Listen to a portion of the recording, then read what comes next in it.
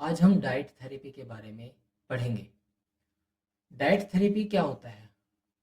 किसी भी डाइट को जब आप एक मरीज को रिकमेंड करते हैं, यानी कि जब कोई व्यक्ति बीमार होता है तो क्लिनिकल में या किसी हॉस्पिटल में भर्ती होता है, तो उसकी कंडीशन को ध्यान में रखते हुए हम जो ट्रीटमेंट दे रहे हैं और जो डाइट हम उसको प्रेफर करेंगे, वो डाइट डाइट थेरेपी के माध्यम से दी जाती है। डाइट थेरेपी में दो चीजें बहुत ज्यादा जरूरी समझनी है। पहला है थेराप्यूटिक डाइट। थेराप्यूटिक जो वर्ड यूज है वो थेरेपी से संबंधित है। थेराप्यूटिक डाइट यानी कि एक मेडिकली प्रिस्क्राइब्ड और मॉडिफाइड मील प्लान जो कि डिजाइन किया गया है to treat specific health conditions. कोई भी व्यक्ति हॉस्पिटल में जब भर्ती हो जाता है तो उसकी एक बीमारी होती है। उस बीमारी को ध्यान में रखते हुए जो डाइटिशियन उसको डाइट प्लान देगा, किसी भी बीमारी को ध्यान में रखते हुए, वो उसका थेरेपेटिक डाइट होगा। डाइट थेरेपी जब हम कंसर्न करते हैं किसी भी मरीज को with the use of the food, खाने को जब हम मरीज को ऑफर कर रहे हैं जो कि इफेक्ट करेगा उसके बीमारी से बाहर निकालने में, तो वो डाइट थेरेपी में आता है। यानी कि थेरेप्यूटिक कंडीशन की बात की जाए, थेरेप्यूटिक वर्ड की बात की जाए या फिर थेरेपी की बात की जाए, ये दोनों लगभग सेम है। तो हम एक ऐसी डाइट की बात कर रहे हैं जो हॉस्पिटल में मरीज की बीमारी को ध्यान में रखते हुए दी जा रही है, उसे हम लोग थेरेप्यूटिक या फिर डाइट बोलते हैं। कुछ इसके ऑब्जेक्टिव रखे गए हैं, आखिर क्यों आप थेरेप्यूटिक डाइट देने की बात करते हैं, जिसमें हम मेंटेन करेंगे न्यूट्रिशनल स्टेटस को, जिसमें हम करेक्ट करेंगे न्यूट्रिशनल डेफिशिएंसीज को, हम अफोर्ड करेंगे rest to the whole body को, या स्पेसिफिक ऑर्गन जो अफेक्ट हुआ है उसको टारगेट करते हुए हम लोग इसमें फूड इनटेक को एडजस्ट करेंगे जो कि मरीज के मेटाबॉलिज्म की एबिलिटी के अनुसार होगा, या फिर हम कुछ चेंजेस लेके आएंगे शरीर के अंदर जो भी उसके वजन को ध्यान में रखते हुए नेसेसरी होंगे। तो ये कुछ हमारे ऑब्जेक्टिव हैं, जिन ऑब्जेक्टिव को ध्यान में रखते हुए हम थेरेपीज देते हैं, डाइट थेरेपीज देते हैं या थेरेपेटिक डाइट देते हैं। अगर हम इसके टाइप्स में जाएं कि आखिर वो कौन कौन सी डाइट है, तो यहाँ पे हम पढ़ रहे हैं और हमने पहले भी ये चीज देखा है लास्ट क्लास में भी, कि जो मरीज होता है उसकी एक बीमारी होती है। उस बीमारी में जो आप डाइट प्रेफर करेंगे वही डाइट उसके लिए, उस पर्टिकुलर बीमारी के लिए एक थेरेपेटिक डाइट बनती है। यहाँ पर एक टाइप है, उसे बोलते हैं न्यूट्रिशनल ड्यूरिंग फेब्राइल डिसऑर्डर। अब ये जो फेब्राइल डिसऑर्डर की बात की जा रही है, ये पायरेक्सिया से संबंधित है। पायरेक्सिया यानी कि फीवर, यानी कि फीवर से संबंधित। अगर कोई ऐसा पेशेंट जिसको फीवर हुआ है, आप उसे डाइट देना चाहते हो, तो ये उसके विषय में है। तो fever is an elevation of the body temperature about the normal which result from imbalance between heat produced and the loss from the body।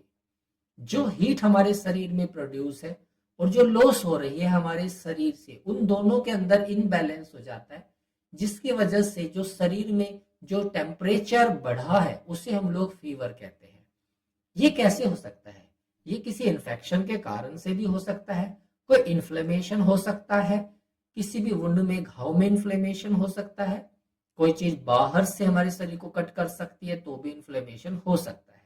ये हमारे लिए क्या है, एक डाइट प्लान है जो हम एक फीवर से संबंधित व्यक्ति के लिए समझ रहे हैं। और फीवर में be classified into two groups like acute and chronic fever. तो अचानक से जो टेम्परेचर राइज हुआ है लेकिन उसमें डिफरेंस है, तो हम उन डिफरेंस के अनुसार एक्यूट और क्रॉनिक फीवर में आ जाता है। अब जैसे कि हम लोग यहाँ पे एग्जांपल रख पाए, किसी को टाइफाइड होता है, किसी को मलेरिया, इन्फ्लुएंजा, निमोनिया, अलग अलग प्रकार की कंडीशन में फीवर यहाँ पे देखने को मिलता है। और फीवर के मरीज का मेटाबॉलिज्म कैसे होगा? यहाँ लिखा है कि there is a 7% increase in a BMR with every 1 degree of Fahrenheit। 1 degree Fahrenheit में 7% का इंक्रीज होता है बेसल मेटाबॉलिक रेट। और ये जो रेट है, that loss of the body fluid in the form of the sweat and urine formation. तो fever के केस में स्वेटिंग ज्यादा आता है, यूरिन फॉर्मेशन ज्यादा होता है। तो यहाँ पे हम देख पा रहे हैं कि मेटाबॉलिक रेट इंक्रीज हुआ है, जिसकी वजह से फीवर में शरीर से लिक्विड बहुत ज्यादा लॉस हो रहा है दोनों ही कंडीशन में। और जो एब्जॉर्प्शन न्यूट्रिशन का है वो भी कहीं ना कहीं डिक्रीज हो जाता है। कैसे? मान के चलते हैं ये एक स्पेस है और आप इसमें बहुत सारे कणों को देख रहे हैं, ये आपके क्या माइक्रो न्यूट्रिएंट है।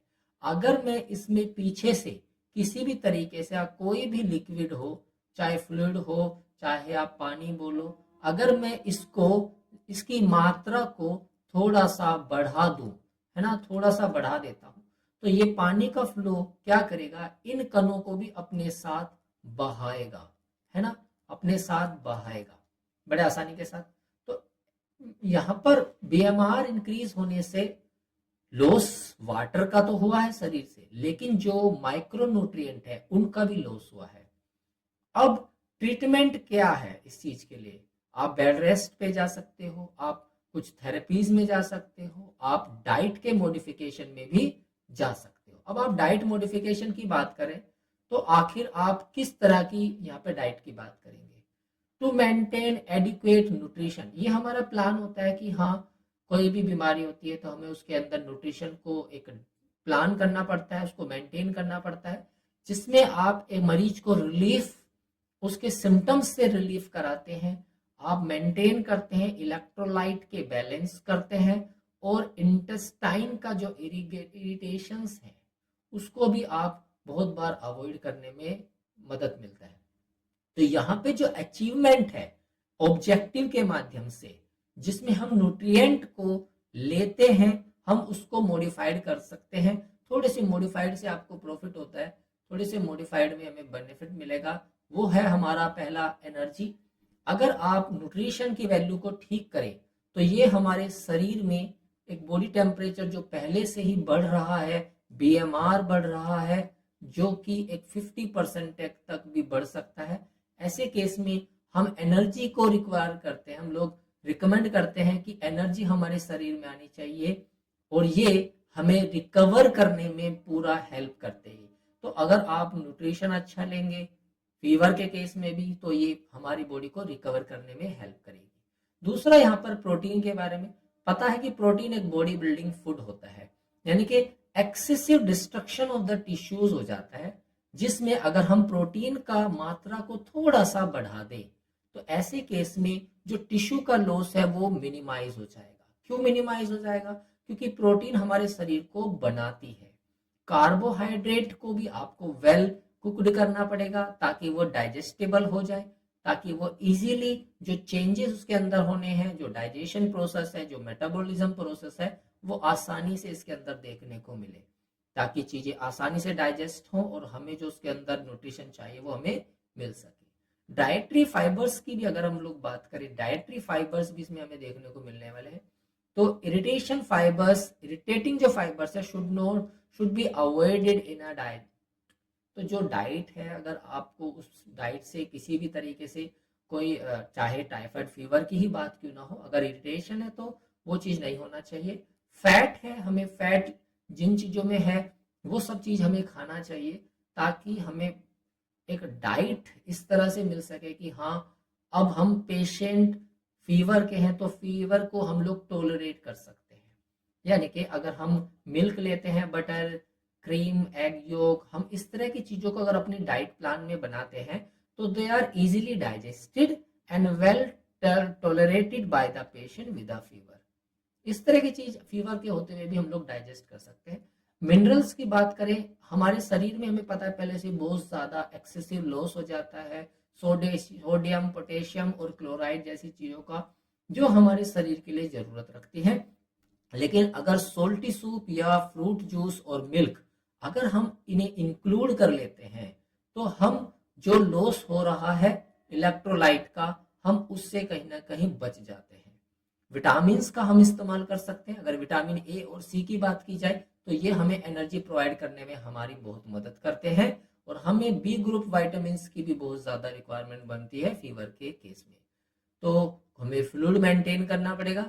अगर हम फ्लूइड की बात करेंगे तो जो अमाउंट ऑफ द फ्लूइड है वो हमें बहुत ज़्यादा ज़रूरी होता है, क्योंकि हमें पता है कि 4 से 5 लीटर तो फ्लूइड हमारे शरीर में है ही, और अगर किसी वजह से फ्लूइड कम हो रहा है तो फिर आपको फ्लूइड भी लेना पड़ेगा। आपको फ्लूइड कैसे मिलेगा? आप सूप पी सकते हैं, जूस ले सकते हैं, प्लेन वाटर्स भी पी सकते हैं। इस तरह के बेवरेजेस आते हैं जो हमारे शरीर के अंदर फ्लूइड की मात्रा को ठीक करते हैं। अगर हमें लगता है कि हम नहीं ले पा रहे तो हम एक फीडिंग पैटर्न भी बना सकते हैं। अगर व्यक्ति को भूख नहीं लग रही है और आप चाहते हो न्यूट्रिशन की वैल्यू बनी रहे, तो ऐसे केस में आप हाई एनर्जी ड्रिंक्स प्रोवाइड कर सकते हैं, हाई प्रोटीन डाइट्स दे सकते हैं, या फ्लूइड से संबंधित आप डाइट भी रिकमेंड कर सकते हैं, क्योंकि ये इजीली हम लोग इसको आसानी से देखते हैं कि हमारा मरीज आसानी से ले सकता है।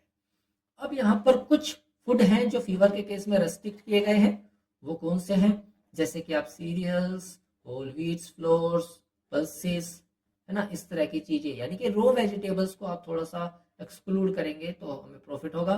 थोड़ा सा फ्राइड फूड्स जैसे समोसा और पकोड़ा, हलवा, इस तरह की चीजों को भी हम लोग थोड़ा सा अवॉइड कर सकते हैं, हमें इस तरह की नहीं चाहिए। लेकिन हमें कौन सा फूड है जो जरूरी है जानना, जैसे कि फीवर का केस है, हम लोग थोड़ा लिक्विड फूड की ओर थोड़ा सा ध्यान देंगे, यानी कि आप थोड़ा सा फ्रूट्स जूस एंड सूप, इस तरह की चीजें ले सकते हैं, दूध से बनी हुई चीजें ले सकते हैं। लो फाइबर वाले फूड भी आप इसमें रिकमेंड कर सकते हैं।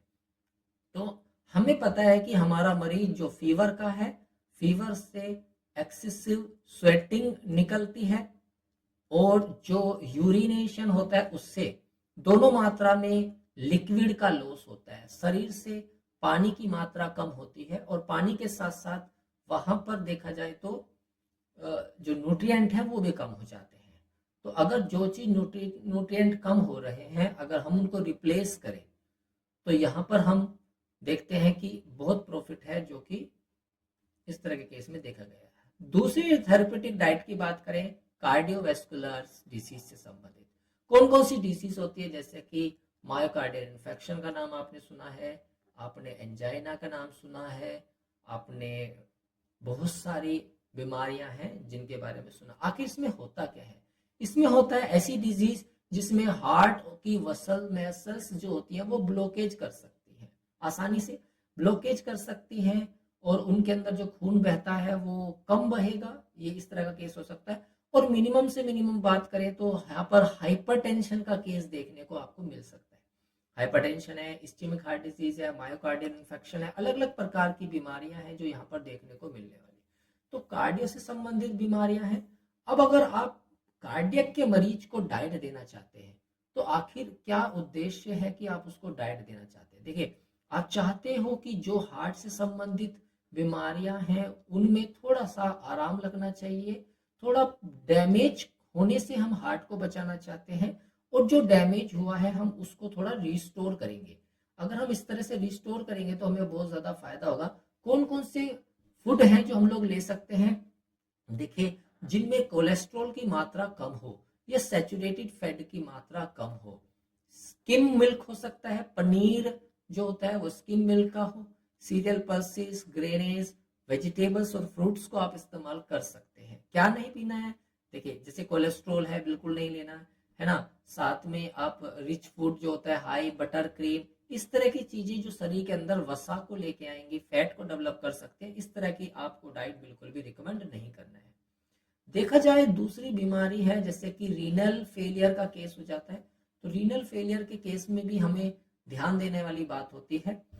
जैसे कि रीनल फेलियर एक ऐसी कंडीशन है जिसके अंदर स्लोली प्रोग्रेसिव डिस्ट्रक्शन होता है किडनी का। एक किडनी जो अपने नॉर्मल फंक्शन में होती है, नॉर्मल फंक्शन किडनी का होता है कि किडनी से हम लोग यूरिन फॉर्मेशन करते हैं, प्रोडक्ट वेस्ट प्रोडक्ट को छानते हैं, तो ये हमारा क्या हो जाता है, एक प्रकार का यहाँ पर रीनल फेलियर का केस।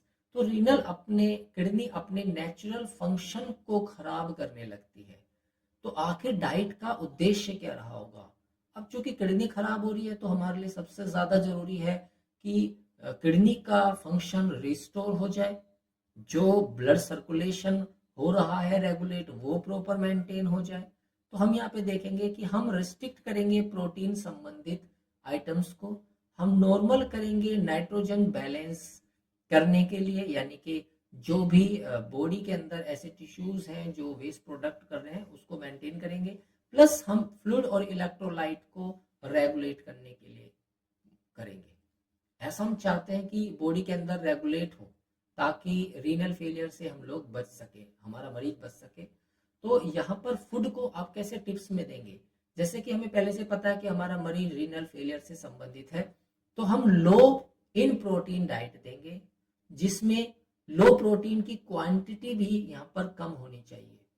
हम यहाँ पर मिल्क या एग से बने हुए जो भी प्रोडक्ट्स हैं हम उनको प्लान कर सकते हैं।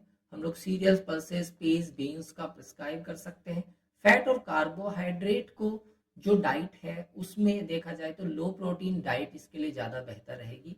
घी, ऑयल, शुगर, पोटैटोज, इस तरह की जो स्टार्च संबंधित है, it can use to increase the palatability of a diet.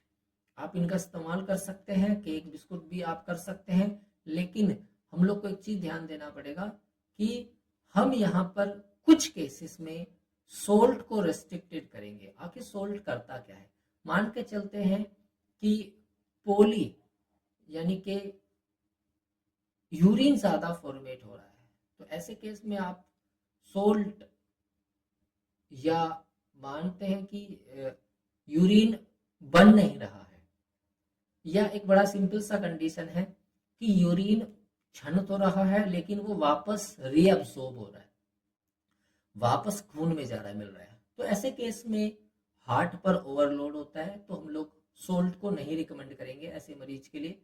तो वो डिपेंड करता है कंडीशन के लिए। और अगर थोड़ा सा खाना अवॉइड करने की बात करेंगे तो हम लोग मीट, फिश, इस तरह की चीजें, मिल्क, मिल्क प्रोडक्ट एक्स्ट्रा में जो एक्स्ट्रा आइटम्स हैं हम उनको थोड़ा सा एक्सक्लूड कर सकते हैं। तो ये थोड़ा सा किडनी से संबंधित था। एक गोट नामक बीमारी आती है जो भी हमें पता होना चाहिए। तो यहाँ पर ये बीमारियां हैं जो इसमें देखने को मिलेंगी।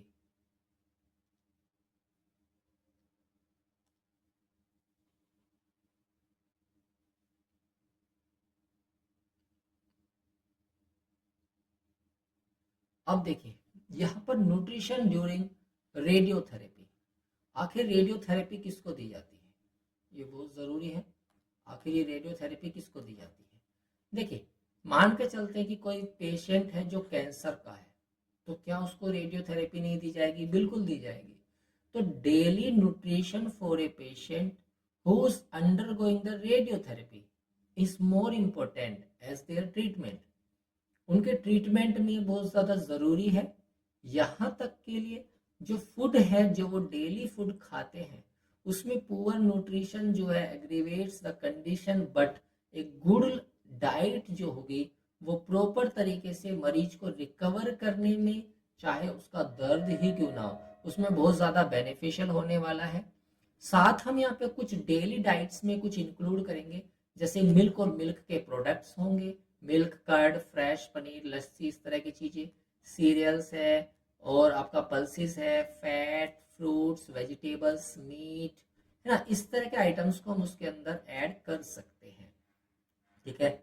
और उसके ऊपर देखा जाए तो डिप्रेस्ड एपेटाइट्स है, नोजिया, हैवी चॉइसेस, ये सब चीज के अंदर देखने को मिलेगा। एक बहुत ही कॉमन सी चीज है कि अगर व्यक्ति ओबेसिटी है, अगर व्यक्ति ओबेस है, फैट बढ़ रहा है, तब आप उसमें किस तरह की थेरेपेटिक डाइट का प्लान करेंगे। पहले ओबेसिटी को समझते हैं। ओबेसिटी का अगर देखा जाए एक एबनॉर्मल ग्रोथ है एडिपोज टिश्यू की, जो हमारे शरीर के अंदर एडिपोज टिश्यू है उसकी एबनॉर्मल ग्रोथ हो जाती है, जिसकी वजह से हमारे जो शरीर के अंदर जो सेल्स फैट हैं वो इंक्रीज होने लगते हैं और हम लोग फैटी होने लगते हैं। अब इसके कुछ कारण हो सकते हैं, जिसमें पहला कारण बनता है इकोनॉमिक स्टेटस। देखिए अगर किसी भी तरीके से हाई इकोनॉमिक्स ग्रुप्स का आप समझते हो, तो हाई में हम लोग देखते हैं कि जो कंज्यूम करने का जो है कंज्यूम ज्यादा कर सकते हैं, यानी कि एक इस तरह का भोजन जो फैट डेवलप कर सकता है वो इकोनॉमिक हाई स्टेटस की वजह से इजी हो जाता है। यानी कि अगर किसी का स्टेटस हाई है तो ऐसे व्यक्ति ओबेस हो सकते हैं। दूसरा है एज एंड द सेक्स। अगर एज और सेक्स की बात करें तो ओबेसिटी फीमेल में बहुत ज़्यादा देखने को मिलती है, तो यहाँ पे ये भी बहुत ज़रूरी है कि हाँ सेक्स या एज इसके लिए एक ऐसा फैक्टर डेवलप हो सकता है। फिजिकल एक्टिविटी में अगर कोई व्यक्ति मान के चलो डेली एक्सरसाइज नहीं करता है ना, या लिख लेते हैं नो एक्सरसाइज। अगर कोई व्यक्ति है जो नो एक्सरसाइज है, एक्सरसाइज नहीं कर रहा, तो ऑटोमेटिकली ओबेसिटी वहां पर देखने को मिल सकती है। प्रोनेस ओबेसिटी जेनेटिक फैक्टर्स देखने को मिल सकते हैं। ईटिंग हैबिट्स हम लोग देख सकते हैं। कुछ लोगों को ना फ्राइड आइटम्स खाने का बहुत ज्यादा शौक होता है। कोई व्यक्ति घर में फ्राइड आइटम्स खा सकता है, कोई व्यक्ति बाहर जाके खा सकता है। तो ऐसे केस में हम ये देखते हैं कि हाँ वो व्यक्ति थोड़ा सा ओबेस देखने को मिलेगा। एंडोक्राइन फैक्टर्स भी है बहुत से उसमें, TSH, T3 और T4 इस तरह का केस देखने को मिलते हैं। कुछ थायराइड हार्मोन चेंजेस आता है जिसकी वजह से पेशेंट जो है वो ओबेस कंडीशन की ओर चला जाता है। अब ओबेसिटी को आप कैसे पता करेंगे? देखिए ओबेसिटी का ना दो चीज बहुत ज्यादा इजीली समझ में आएगा। पहला है विजुअल इंस्पेक्शन, आप देख के पता कर सकते हो। कैसे क्या देखोगे आप? आपको देखना पड़ेगा particular shape, most often resembling as a apple और अ पीयर।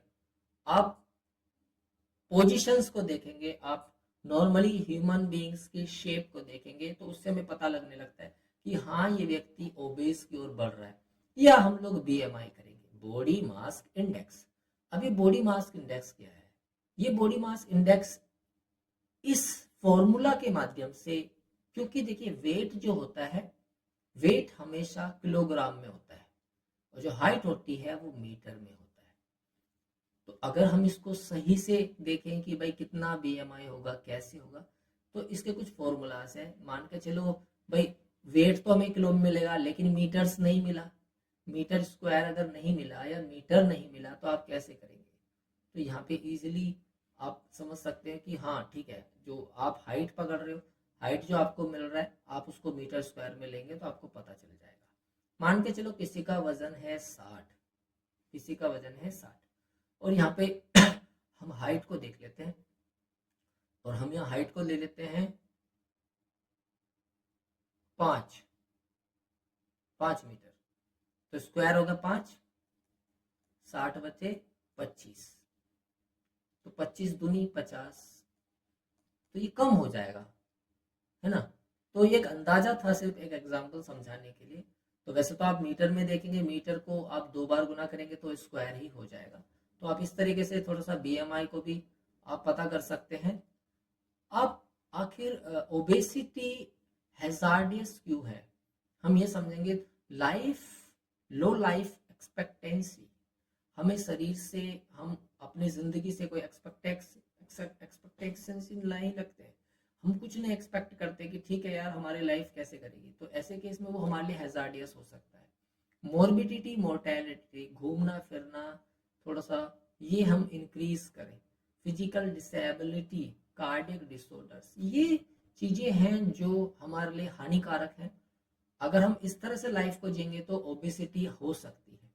अब ओबेसिटी हो गई किसी को, आप क्या करेंगे? अब आप फिजिकल एक्सरसाइजेस को थोड़ा सा बढ़ा दीजिए, थोड़ा सा उसके डाइट प्लान पे आप ध्यान दीजिए, थोड़ा सा वेट रिड्यूस करने के लिए डाइट पे ध्यान दीजिए और वेट को मेंटेन करने के लिए डाइट पे ध्यान दीजिए।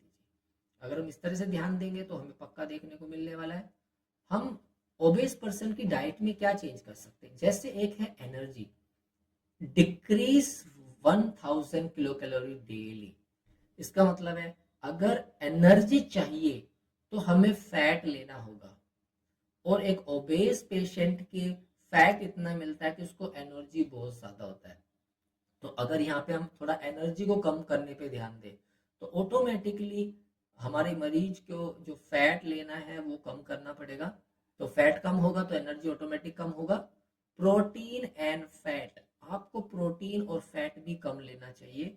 Slightly higher than a normal protein आप ले लो, अच्छी बात है, आपको उससे एनर्जी मिल जाएगा, लेकिन फैट आपको कम करना पड़ेगा। अब देखिए ये दोनों चीजें हैं क्या, हमने यहाँ पे देखा है कार्बोहाइड्रेट, प्रोटीन और फैट, ये तीनों चीजें हमारे शरीर को एनर्जी देती हैं। अब मान के चलते कोई व्यक्ति ओबेस है, कोई व्यक्ति फैटी है, अब आप उसको फैटी फैट इसको कैंसिल कर दीजिए, क्योंकि हमें मरीज को मोटा नहीं करना है, लेकिन हमें प्रोटीन देना है, हमें कार्बोहाइड्रेट देना है। अब अगर डायरेक्टली कार्बोहाइड्रेट दूंगा तो ये बदल सकता है, ये शुगर में बदल सकता है, तो मैं थोड़ा इस पे भी ध्यान कम दूंगा। लेकिन अगर मैं थोड़ा प्रोटीन पे ध्यान दूं तो प्रोटीन से हमें प्रॉफिट मिलेगा। प्रोटीन को मैं थोड़ा सा बढ़ा देता हूँ, है ना। मैंने क्यों दो वर्ड को एक्सक्लूड किया, क्यों मैंने हटाया? फैट डायरेक्ट लूंगा तो ये बढ़ता चला जाएगा, कार्बोहाइड्रेट को मैं अगर नजरअंदाज करूंगा तो ये फैट डेवलप कर सकता है, इसलिए मैं प्रोटीन पे ध्यान दूंगा। तो मैं सबसे पहले प्रोटीन बढ़ाऊंगा, इन दोनों को कम कर दूंगा। तो ओबेस पेशेंट में हमें ये चीज देखने को मिलने वाली है। तो एक्चुअली कौन सा फूड है जो रेस्ट्रिक्टेड या अवॉइड करना पड़ेगा? जैसे हाई फैट फूड होता है, कार्बोहाइड्रेट हाई होता है, लो कैलोरीज, लो फैट, हमें इन चीजों को थोड़ा सा अवॉइड करना पड़ेगा ताकि हमारा मरीज और ज्यादा फैटी ना हो। अगर हम लोग ध्यान दें तो डायबिटिक मेलेटस नाम की भी एक बीमारी है जिस पे हमें बहुत ज्यादा ध्यान देना होता है। डायबिटिस मेलेटस आखिर है क्या? हमारे शरीर के अंदर कार्बोहाइड्रेट का यूटिलाइजेशन जो है वो पूरी तरीके से होने के बाद हमारे शरीर के अंदर क्या क्या चीजें बनती है, उसमें एक चीज है शुगर। यानी कि अगर किसी भी तरीके से disorder is due to deficiency और diminished effectiveness of the hormone of insulin, pancreas से निकलने वाला जो इंसुलिन हार्मोन है अगर ये अपने काम को कम कर दे तो उसकी वजह से जो बीमारी होगी वो डायबिटिक मेलेटस ही होने वाली है।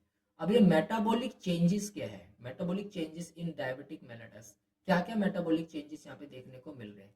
तो एक तो इंसुलिन सिक्रीट होता है पैनक्रियास से, अगर ये इनसफिशिएंट हो तो हमें प्रॉब्लम होगा। ग्लूकोज का जो कंसंट्रेशन है अगर वो ब्लड के अंदर ज्यादा बन रहा है तो भी दिक्कत होगा। वाटर और इलेक्ट्रोलाइट लॉस हो जाए तो भी प्रॉब्लम होगा। और कार्बोहाइड्रेट का जो यूटिलाइजेशन है ना, यानी कि शुगर में बदलना, अगर ये इंट्रासेलुलर जो चेंजेस होते हैं अगर ये कम हो जाए, यानी कि शुगर बनना चाहिए और शुगर का जो यूटिलाइजेशन है शरीर के अंदर अगर वो कम हो जाए तो एक्स्ट्रा शुगर बढ़ जाएगा जिसकी वजह से ओबिसिटी डेवलप हो सकता है। तो यहाँ पे कुछ डाइटरी पैटर्न है जो ध्यान देने वाली बात है। हमें करना ये है कि हमें एनर्जी की रिक्वायरमेंट का पता करना है, साथ ही कार्बोहाइड्रेट, फैट और प्रोटीन को इस तरह से डिस्ट्रीब्यूट करना है कि वो ओवर ना हो। तो जितनी मरीज की रिक्वायरमेंट है उसके साथ आप कर सकते हैं। साथ में इसमें आप डाइट में और फीडिंग प्लान को भी ऐड कर सकते हैं, जिसमें आप कुछ अमाउंट और टाइम के हिसाब से जो खाना ले रहा है मरीज उसको आप ध्यान में दे सकते हैं, उसको आप कंट्रोल कर सकते हैं। Fluctuation of the blood glucose level को नॉर्मल रेंज में ला सकते हैं। साथ में जो भी शुगर है, जो भी आप ले रहे हो sugar, should be in low level in a blood, क्योंकि उसके वजह से जो खून के अंदर है वो शुगर की मात्रा बढ़ जाती है। फूड नॉट बी अलाउड, क्या नहीं खाना है? क्योंकि शुगर की वजह से ग्लूकोज, शुगर, हनी, जो मीठी चीजें हैं वो हम लोग अलाउड नहीं करेंगे। कुछ चीजें हैं जो अवॉइड कर सकते हैं, जैसे जैम, पोटैटो, मैंगोज, इस तरह कुछ चीजों को थोड़ा सा अवॉइड कर सकते हैं। ऐसी क्या चीजें हैं जो आप फ्रीली आप खा सकते हैं? वो है green leaf vegetables, tomatoes, lemons, ये सब चीजें ऐसी हैं जो आप फ्रीली यूज कर सकते हैं। एक बीमारी है लीवर की बीमारी। Next, nutritional diet. लीवर, अब ये लीवर करता क्या है? Liver is a largest organ of the body and there is an important role in metabolism of the fat, carbohydrate और proteins। हम लीवर का एक रोल देखते हैं और उस रोल के अंदर कुछ चीजें देखेंगे, जैसे कि इन्फेक्शन और टॉक्सिन्स और मेटाबॉलिक जो भी चेंजेस होंगे उनसे लीवर हमें संभालता है। और अगर हम लोग आगे थोड़ा सा इस पे ध्यान दें तो यहाँ पे कुछ इटियोलॉजिकल चेंजेस देखने को मिलेंगे लीवर डिसऑर्डर के केस में। तो उनका कारण है जैसे कि डाइटरी डेफिशिएंसीज। अगर आप प्रोटीन को कम कर दें तो जो प्रॉब्लम होगी वो क्वाशियोरकर और मैरास्मस होगी। छोटे बच्चों में इन्फेक्टिव एजेंट आपको देखने को मिल सकते हैं, हेपेटाइटिस ए, बी, ऐसे जो गंदे पानी या गंदे खाने से होता है। टॉक्सिक एजेंट भी इसमें देखने को मिल सकते हैं। अल्कोहल, नेचुरल टॉक्सिन्स वगैरह, ये सब इसमें देखने को मिल सकते हैं। तो बहुत सारी बीमारियां हैं जिन बीमारी के अनुसार हम लोग मरीज पेशेंट्स को डाइट देते हैं। देखिए यहाँ पर अब देखिए ये बीमारी है जो ज्यादा जरूरी है, डाइजेस्टिव सिस्टम की, इसे कहते हैं पेप्टिक अल्सर। अगर आप पेप्टिक अल्सर को समझने की कोशिश करें तो ड्यूडेनम हो गया और ये आपका ज्यूजनम है और ये आपका एरियम एरिया। ये जो एरिया है ड्यूडेनम वाला एरिया, यहाँ पर अल्सर डेवलप हो जाते हैं, इसे बोलते हैं हम लोग peptic ulcer peptic ulcer disease. Mucosal जो लाइनिंग होती है इस पर्टिकुलर एरिया में, उसमें एसिडिक गैस्ट्रिक जूस की मात्रा बढ़ जाती है, जिसकी वजह से ड्यूडेनम की लेयर में अल्सर डेवलप हो जाते हैं और जिसकी वजह से प्रॉब्लम्स आ सकती हैं। तो ऐसे केस में आप क्या डाइट प्रेफर करने वाले हैं?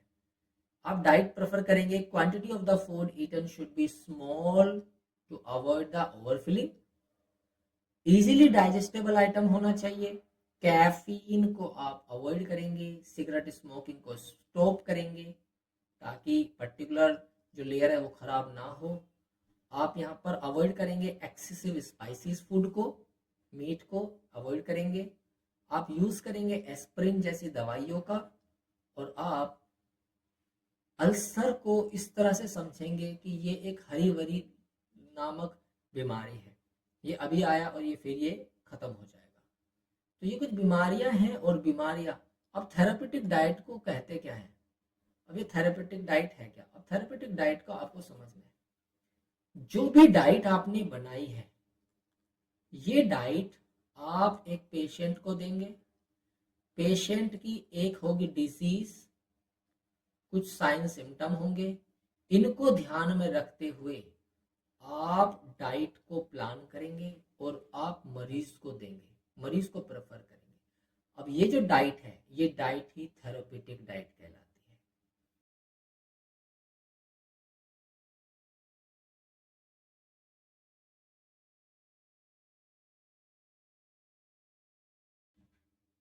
Food can food to be food to be restricted और अवॉइड।